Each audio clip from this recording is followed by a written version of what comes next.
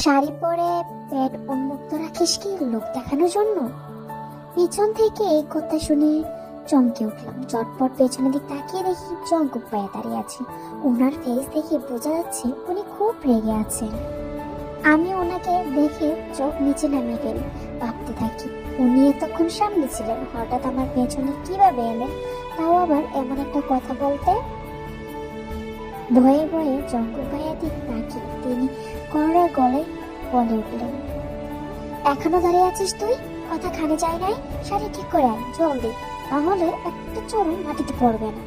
ওনার কথা শুনে নিচে দিক ভালো করে তাকিয়ে দেখলাম সত্যি বলছে।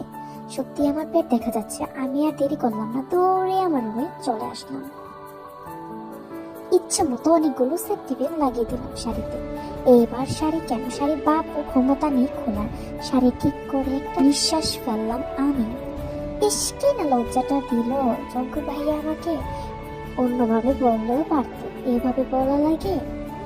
আজকে আমার ভাইয়ার বিয়ে, শাড়ি পরছি ওই জন্য রেডি হয়ে নিচে নেমে দাঁড়িয়েছিলাম সবার সাথে গাড়িতে উঠবো বলে। ঠিক তখনই জঙ্কুক ভাই এসে আমায় এই কথা বলল, আমি কিম তাইহং, আমরা দুই ভাই বোন। আমার ভাইয়ের নাম সোগা, আজ তার বিয়ে। জঙ্কুক হচ্ছে আমার ভাইয়ের বন্ধু, কিন্তু কোন কারণে উনি আমার উপর রেগে আছেন সেটা আমি কেন কেউ বের করতে পারবে না। আমাদের বাড়িতে আসলে ওনার প্রথম কাজ হলো আমাকে দিয়ে নোংরা শার্ট পরিষ্কার করানো। আমি কিছু বলতে গেলে আমার আম্মা আমাকে এক গাদা বকা দিয়ে বলে, তোর ভালোর জন্যই বলছে পরিষ্কার করে দে, কাজ শিখ, তোর মঙ্গল হবে। বাধ্য হয়ে আমাকে তার সব কথা শুনতে হয়। হুট করে বাসায় আসে আর আমাকে দেখে এটা ওটা করাই, ওনার সব অত্যাচার শুরু করে দেয়। তবে এসবের জন্য ওনার উপর রাগ হলেও আমি ওনাকে ভীষণ পছন্দ করি। প্রথম দেখায় ওনার উপর ছোটখাটো ভাবে ক্রাশ খেয়ে যায়, তারপর ধীরে ধীরে ভালো লাগা পরিণত হয়। ভালোবাসার কথা বলতে পারবো না, এগুলো শুধু আমার মাঝে সীমাবদ্ধ, কাউকে শেয়ার করিনি। শাড়ি ঠিক করে নিচে নেমে এলাম। জঙ্কুক ভাইয়া এবার আমার দিক তাকিয়ে চোখ সরিয়ে নিল। আমরা গাড়িতে উঠে রওনা দিলাম কমিউনিটি সেন্টারে। জঙ্কুক ভাইয়া আমাদের গাড়িতে উঠলেন না, কারণ ওনার বাইক ছিল। কমিউনিটি সেন্টারে এসে খাওয়া দাওয়া শেষ করে ভাইয়া বিয়ে পড়ানো হলো। আমার ভাবি অনেক সুন্দর দেখতে, ভাবির সাথে আমার আগেরও পরিচয় ছিল। আমাদের কলেজে আমার সিনিয়র ছিল উনি। ভাইয়ের সাথে 3 বছর সম্পর্ক ছিল। অবশেষে দুই পরিবার মতামতে তাদের বিয়ে আয়োজন করা হয়। বিয়ে শেষ, এবার বিদায়ের পাল। ভাবি খুব কাঁদছে, মেকআপ সব নষ্ট হয়ে গেছে। তবে আমার ভাবিকে একটু খারাপ লাগছে না, কারণ সে সুন্দর। সবাই গাড়িতে উঠে পড়লো, শুধু আমি উঠতে পারলাম না, গাড়িতে নাকি জায়গা নেই। ভাবি দুজন বোন এসে গাড়িতে বসে পড়লো, আমি বসতে পারলাম না। অন্য গাড়িতে গুলোতে সবাই চুপচাপ করে বসে আছে। আমি মন খারাপ করে ওইখানে দাঁড়িয়ে আছি। ভাইয়া আর আম্মু বলছে জঙ্কুক ভাইয়ের সাথে আসতে। এটা শোনার পর আমি ঘেমে একাকার অবস্থা আমার। ওই জঙ্কুক ভাইকে কিনে চড়বো আমি একা পেয়ে কখনো না, আবার কখন বাইক থেকে ফেলে দেই। ওনাকে এক দণ্ড বিশ্বাস করতে পারবো না আমি। সবাই গাড়ি নিয়ে সাই সাই করে চলে গেল আমার সামনে দিয়ে। আমি চুপ করে দাঁড়িয়ে আছি। এমন সময় পেছন থেকে জঙ্কুক ভাইয়া বলে উঠলেন, তাড়াতাড়ি উঠে আয়, আমি তো ড্রাইভার না, বুঝলি? হুট করে আমি যেন ওনার বাইকে নিজে থেকে উঠতে যাচ্ছি। ড্রাইভার তো দূরে থাক, আপনাকে কেউ কাজের লোকও কাজ দিবে নাকি না তাও সন্দেহ। মনে মনে এসব ভাবছি। হুট করে জঙ্কুক ভাই এসে আমার হাত টেনে আমাকে বাইকের সামনে দাঁড় করায়। উনি বাইকে উঠে বসেন, তারপর আমাকে উদ্দেশ্য করে বললেন, তোর পেছনে টাইম নষ্ট করা কোনো ইচ্ছে নেই আমার, উঠে বস, না হলে এখানে রেখে চলে যাব। ওনার কথায় তড়িঘড়ি করে উঠে ওনার পেছনে উঠে বসলাম আমি। মুহূর্তে উনি বাইক স্টার্ট দিলেন। একটা বাইক না প্লেন আমি কিছু বুঝতে পারছি না, এত স্পিডে কেউ বাইক চালায়? এইদিকে আমি নিজের ব্যালেন্স ধরে রাখতে পারছি না, বারবার হাতটা ওনার কাঁধে গিয়ে পড়ছে। কিছু দূর যেতেই আমি বাইক থেকে পড়ে গেলাম রাস্তায়। কয়েকটা গড়াগড়ি খেয়ে থামলাম একটা গাড়ির সামনে। ব্যথায় হাত পা একেবারে অবশ হয়ে গেছে। অনেক চোট পেয়েছি, রক্ত পড়ছে অনেক। বাইকের চাকার সাথে আমার শাড়ি আঁচল মুড়ে গিয়েছিল, তাই এই দুর্ঘটনা। জঙ্কুক ভাইয়া দৌড়ে বাইক থেকে নেমে এলো আমার কাছে। আমার চোখ দিয়ে পানি পড়ছে, ব্যথা কাতরাতে থাকলাম আমি। জঙ্কুক ভাইয়া আমাকে এক ঝাটকায় কোলে তুলে নিলেন, অতঃপর কোথাও যেতে যেতে বললেন, শাড়ি সামলাতে না পারলে শাড়ি পরছিস কেন? এই অবস্থাতে আমাকে বকতে ওনার বুকটাও বাঁধলো না। কি নিষ্ঠুর উনি! একটা অটো করে আমার হাসপাতালে নিয়ে এলেন উনি। স্যালাইন লাগিয়ে দেয়া হলো আমার হাতে। ডাক্তাররা ওনাদের কাজ করছে না। আমি চুপ করে শুধু জঙ্কুক ভাইয়ের দিক তাকিয়ে আছি। উনি চোখ গরম করে আমার দিক তাকিয়ে সাথে সাথে চোখ বন্ধ করে ঘুমে দেশে হারিয়ে গেলাম আমি। ভাইয়া বিয়ে 3 মাস শেষ। আজ বাসায় কিসের যেন আয়োজন করছে আম্মু আব্বু ভাইয়া আর ভাবি মিলে। আমি কিছু বুঝতে পারছি না, আমাকে বলা হয়নি কিছু। জঙ্কুক ভাইয়া রোজ রোজ আমাদের বাসায় আসেন এখন। আগের মতো আমাকে আর ওই তার নোংরা শার্ট পরিষ্কার করতে বললেন না উনি। এটা আমার খুব ভালো লাগছে। যাক, শেষমেশ একটা কাজ থেকে বাঁচা গেল। আজও জঙ্কুক ভাইয়া এসেছেন। আমি টিভি দেখছিলাম, আমাকে দেখে আমার পাশে উনি বসে পড়লেন। আমার কেমন যেন অস্বস্তি হচ্ছিল, তাই উঠে চলে এলাম আমার রুমে। উকি ঝুঁকি দিয়ে দেখি জঙ্কুক ভাইয়া আছে কিনা। না, নেই। যাক, বেঁচা গেল। একটু পর আম্মু এসে আমাকে একটা শাড়ি আর কিছু গহনা দিয়ে বললেন, তে চট করে রেডি হয়ে নে, আজ তোকে দেখতে আসবে। অসময় এই কথা শুনে আমি স্থ হয়ে গেলাম। আমাকে তো আগে এসব বলিনি আম্মু। কে আসবে, কারা আসবে? আমি এখন বিয়ে করব না। আম্মু একটা রং ধমক দিয়ে বলল, তোর ভাবি ফুফাতো ভাই, ছেলেটা খুব ভালো, সরকারি চাকরি করে, দেখতে শুনতে মোটামুটি ঠিকঠাক। তোর জন্য প্রস্তাব আসছে, তাই রাজি হয়ে গেলাম। আম্মু এসব বলে চলে গেল। সরকারি চাকরিওয়ালা ছেলে বলে কি আমাকে বিয়ে দিতে হবে? আমার মতো একটু নিল না আমার মত। ভাবি এসে আমাকে রেডি করিয়ে দিল। কিছুক্ষণ পর পাত্রপক্ষ এলো, আমাকে তাদের সামনে নিয়ে বসানো হলো। কিন্তু আমার নাম ধাম ছাড়া অন্য কিছু জিজ্ঞেস করলো না আমাকে। ছেলেটাকে এক নজর দেখলাম। হ্যাঁ, ঠিক আছে, হ্যান্ডসাম ভেদ, কিন্তু মনে যাকে একবার ভালো লাগে যায় তার সামনে 1000 গুণ সুন্দর পুরুষ অন্য কেউ হবে না। কিছুই না, মনে মানুষ সবার থেকে আলাদা হয়। এখন এই মুহূর্তে আমার একটা গান মনে পড়ছে, মনে যাকে চায় তাকে পাই না, স্বপ্ন আমার ভাঙা আয়না। লাইনটা লাইক সিরিয়াসলি। আমাকে আংটি পরিয়ে দিয়ে চলে গেল তারা। রুমে এসে খুব কাঁদলাম আমি। এই মুহূর্তে শুধু একজনের চেহারা আমার চোখের সামনে ভেসে আসছে, আর সে হলো জঙ্কুক ভাইয়া।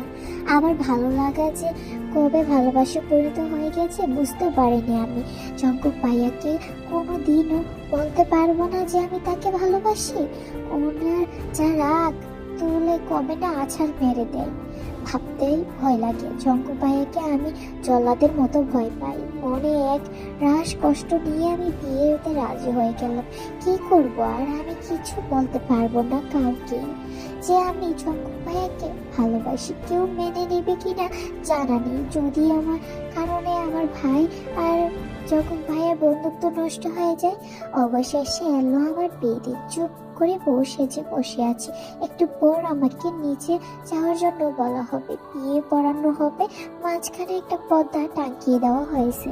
ও পাশে আমার হবু বর বসবে আর এই পাশে আমি বসবো। আর জঙ্কুক ভাইয়া রঙের একটা পায়জাবি পরে এসেছে দেখলাম। ওনার মা বাবাও এসেছেন। ওনাকে দেখতে খুব সুন্দর লাগছে। আমার কিছু কাজিনরা মিলে ওনার সাথে হেসে হেসে কথা বলছে আর ছবি তুলছে, যা আমার মোটেও ভালো লাগে না। একটা মানুষকে ভালোবাসার পর কিভাবে অন্য একজনকে বর হিসেবে মানবো আমি? ভালোবাসাটা এক তরফার, তাই কেউ দোষারোপ করতে পারবে না আমাকে। আমি কাউকে ঠকাচ্ছি না, বরং নিজে সব মাটি চাপা দিয়েছি। আমি নিচে বসে আছি সবার সামনে, কিন্তু বর এখনো আসেনি। একটু পর ভাবি ফোনে একটি কল আসে। ভাবি সাথে সাথে নিচে বসে পড়ে। অতঃপর যা শুনে তা আমার কারণ বিশ্বাস করতে পারছে না। বর নাকি রোড অ্যাক্সিডেন্ট করছে, তার লাশ পাওয়া যাচ্ছে না, উদ্ধার কাজ চলছে।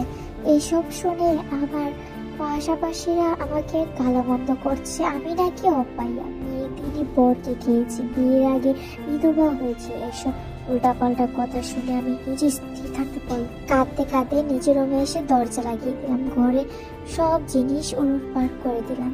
স্লিপিং পিল পাতাটা হাতে নিয়ে 5টা ওষুধ একসাথে খেয়ে ফেললাম। জানি না কেন এমন করলাম। আমি বালিশে মুখ গুজে কাঁদতে লাগলাম। আমি একটু পর মাথা ধরে এলো, আমার চোখ অন্ধ নেমে এলো। অতঃপর আর কিছু মনে নেই আমার। চোখ খুলে নিজেকে হাসপাতালে আবিষ্কার করলাম। আমি বেঁচে আছি নাকি মরে গেছি বুঝতে পারছি না। হাতে স্যালাইনের রঙ লাগানো। পাশে ফিরে তাকিয়ে দেখি জঙ্কুক ভাইয়া বসে আছেন একটা চেয়ারে। আমি স্বপ্ন আছি নাকি বেঁচে আছি নাকি মরে ভূত হয়ে গেছি কিছু বুঝতে পারছি না। একটু নড়ে চড় নিলাম। স্যালাইন নলের জন্য দাঁড়াচাড়া করাও যাচ্ছে না ঠিক মতো। আমি যেই না আমার হাতে চিমটি কাটবো, কিছু বোঝার চেষ্টা করবো, ঠিক তখন জঙ্কুক ভাই হুট করে আমার গালে ঠাস করে 2টা থাপ্পড় দিয়ে দিল। আমি গালে হাত দিয়ে শুয়ে আছি, দেখলাম ওনার চোখ মুখ ফুলে লাল হয়ে আছে। এবার বুঝলাম আমি স্বপ্নে নেই, বেঁচে আছি, বাস্তবে আছি। জঙ্কুক ভাইয়া চোখ মুখ এত ফোলা কেন? আচ্ছা উনি কি কেঁদেছেন? কিন্তু কেন কেঁদেছেন? আমার ভাবনা বিচ্ছেদ ঘটে জঙ্কুক ভাইয়া ধমকে উঠলেন। উনি চিৎকার দিয়ে বললেন, সুইসাইড করার শখ হলে আমাকে বলতি, আমি নিজে তোকে নানান ধরনের উপায় বলে দিতাম। এমন কাজ কেন করলি তুই? কাউকে না জানিয়ে সুইসাইড কেন করতে গেলি? এইটা মহব্বত জানোস না? আমি ঠোঁট উল্টিয়ে বললাম, আমি সুইসাইড করলে আপনার কি?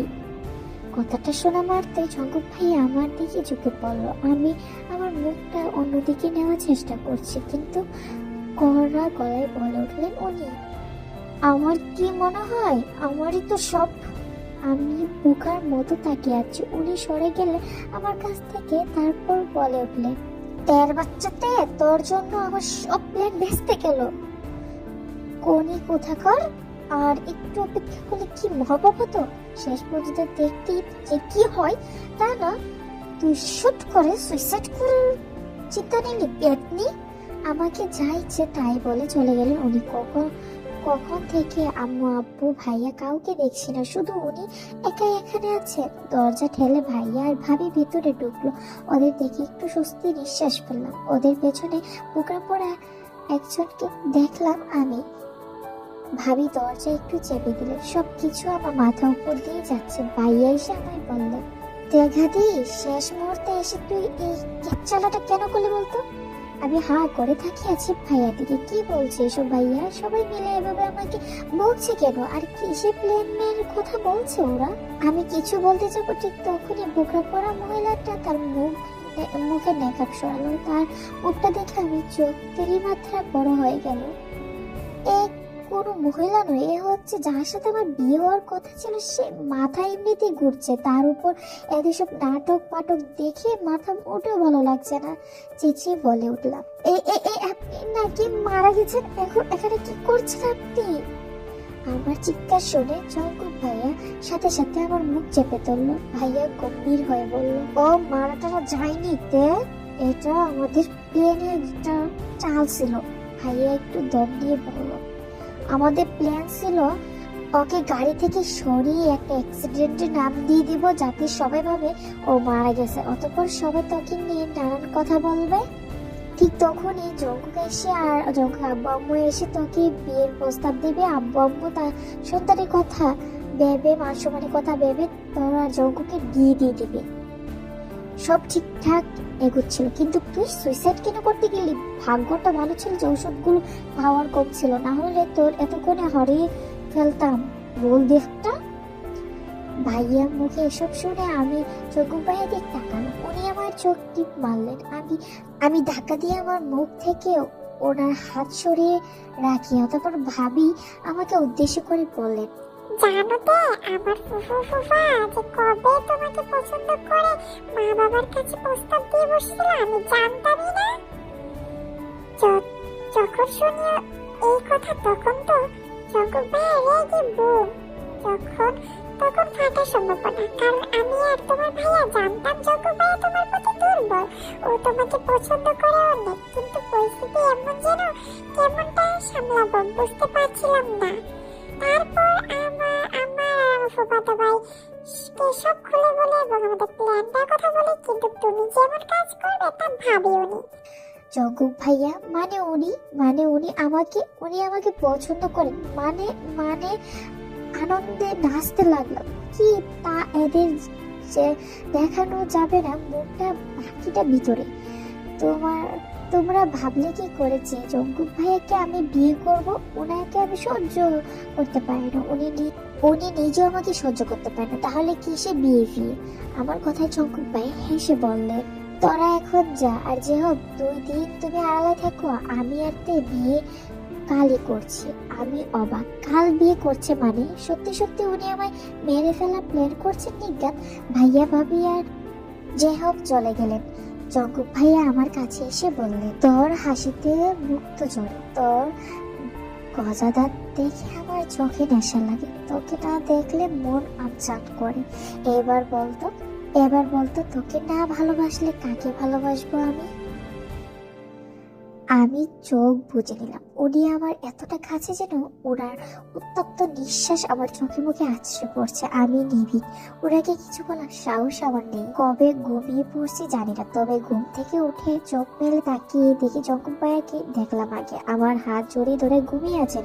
হাসপাতাল থেকে আমাকে রিলিজ করে দেওয়া হলো। বাড়িতে আসতে না আসতে বিয়ে তোড়জোড় শুরু হয়ে গেল। আবারও বসে আছি, তবে এবার কবুল বলতে পেরেছি, কিন্তু বর যে হোক না জঙ্কুক ভাইয়া। আমি এখন আমার রুমে। আমার বিদায় দেওয়া হয়নি, বিদায় কার্যকাল সম্পূর্ণ হবে। বুকে কেউ হাতুড়ি পেটাচ্ছে, বিদায় এমন হচ্ছে কেন বুঝলাম না। জঙ্কুক ভাইয়া জ্বরে বেগে আসলেন রুমে। আমি হরচকিয়ে উঠলাম। আমাকে বলে উঠলেন, এই তুই এদিকে আয়, নামাজ পড়বো।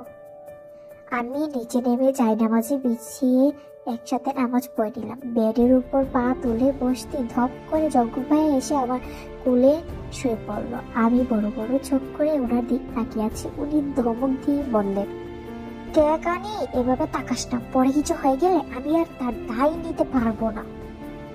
আমি রেগে গিয়ে বললাম, কি হবে? হ্যাঁ, আপনি আমার জীবন নষ্ট করে দিয়েছেন বিয়ে করে। আমি একজনকে ভালোবাসি জানেন, কিন্তু তার সাথে আমার বিয়ে হলোই না। কষ্ট কাকে বলে, কেউ আমায় এসে দেখে যাক। জঙ্কুক ভাইয়া আমার কোমর জড়িয়ে ধরে বললেন, এই যে শুনছেন মিস্টার জঙ্কুক সাহেব, আমি আপনাকে ভালোবাসি, মারাত্মক ভালোবাসি। আপনি কি তা জানেন? জানবেন না, আপনাকে বলার সাহস নেই আমার। শুধু জানি আপনাকে ছাড়া আমার চলবেই না। জঙ্কুক ভাইয়ের মুখে এই কথাগুলো শুনে বিস্মিত হলাম আমি। এইগুলো তো আমার ডায়েরিতে লেখা ছিল। তার মানে উনি আমার ডায়েরি খুলে দেখছেন? আপনি আমার ডায়েরি খুলে দেখছেন? আমার ব্যক্তিগত জিনিসে হাত দিলেন কেন? উনি আমাকে আরো শক্ত করে জড়িয়ে ধরে বললেন, ডায়েরি মালিকই যখন আমার, তখন ডায়েরি ধরতে আপত্তি কোথায়? আমার মাথা টিপ। সুইসাইড করে আমাকে কাঁদানো শাস্তি এটা। আজ সারা রাত তুই আমার মাথা টিপবি, ব্যথা আছে, কুইক। ব্যাস, আর কি আর করার আছে? ওনার রাম ধমক খেয়ে সারা রাত ওনার মাথা টিপাতেই হচ্ছে আমাকে। কি আজব করে রে বাবা।